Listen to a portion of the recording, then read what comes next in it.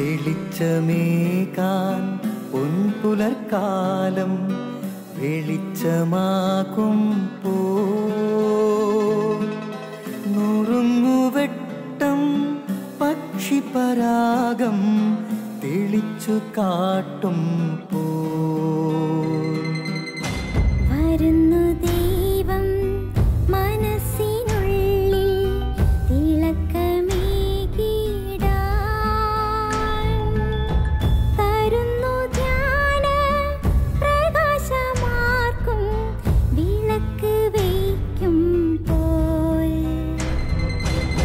നുറുങ്ങുവെട്ടം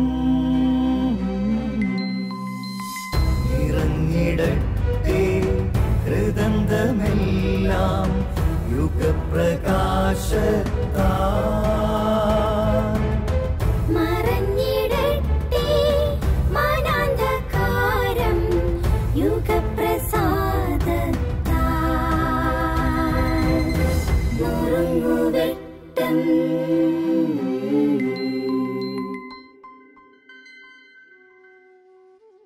പ്രിയപ്പെട്ടവരെ, ഒരു ഗുരുവിൻ്റെയും 3 ശിഷ്യന്മാരുടെയും കഥ പറയട്ടെ. ഗുരുവിൻ്റെ ശിഷ്യന്മാർ പഠനം പൂർത്തിയായപ്പോൾ അവസാന പരീക്ഷ ഗുരു മുന്നോട്ട് വെച്ചു. താഴെ ഇറങ്ങി തോട്ടത്തിൽ ചെന്ന് ഒരു റോസാപ്പൂ പറിച്ച് കൊണ്ടുവരിക. അവർ യാത്ര പുറപ്പെട്ടു. കുറേ കഴിഞ്ഞപ്പോൾ 1-ാമത്തെ ശിഷ്യൻ തിരിച്ചെത്തി പൂവ് ഗുരുവിൻ്റെ മുന്നിൽ സമർപ്പിച്ചു. ഗുരുവിനോട് പറഞ്ഞു, ഗുരുവേ, പൂവറിക്കാൻ ഞാൻ പോകുന്ന വഴിയിൽ മണ്ണിടിഞ്ഞ് വളരെ തടസ്സമുണ്ടായിരുന്നു. ഞാനതുകൊണ്ട് മറ്റൊരു വഴി കണ്ടെത്തി പൂ പറിച്ചുകൊണ്ടാണ് വന്നത്. ഗുരു പറഞ്ഞു, കൊള്ളാം, നല്ല ശിഷ്യൻ. 2-ാമൻ വന്ന് പറഞ്ഞു, ഗുരുവേ, പൂ പറിക്കുവാൻ ഞാനും തോട്ടത്തിലേക്ക് പോയപ്പോൾ വഴി തടസ്സമായി മണ്ണിടിഞ്ഞ് കിടക്കുകയായിരുന്നു.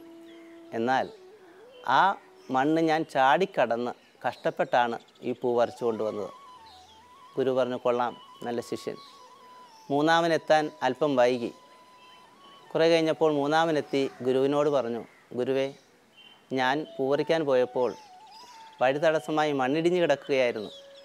എന്നാൽ ആ മണ്ണ് മാറ്റി തോട്ടത്തിൽ ചെന്ന് പൂ പറിച്ചു വന്നപ്പോൾ അല്പം വൈകി. ഞാൻ മണ്ണ് മാറ്റാനുള്ള കാരണം എനിക്ക് പിന്നാലെ വരുന്നവനും കടന്നു പോകണമല്ലോ.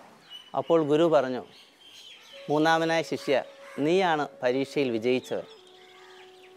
വഴി തടസ്സമുണ്ടാകുമ്പോൾ വഴിമാറി പോകുക എളുപ്പമുള്ള കാര്യമാണ്. വഴി തടസ്സമുണ്ടാകുമ്പോൾ അതിനെ അതിജീവിച്ച് മുന്നേറുക അല്പം സാമർഥ്യമുള്ള കാര്യവുമാണ്. എന്നാൽ വഴി തടസ്സമുണ്ടാകുമ്പോൾ എനിക്ക് മാത്രമല്ല പിന്നിലുള്ളവർക്ക് വേണ്ടിയിട്ട് കൂടി വഴിയൊരുക്കണം എന്ന് ചിന്തിക്കുക എന്നുള്ളതാണ് ഏറ്റവും ശ്രേഷ്ഠമായ കാര്യം.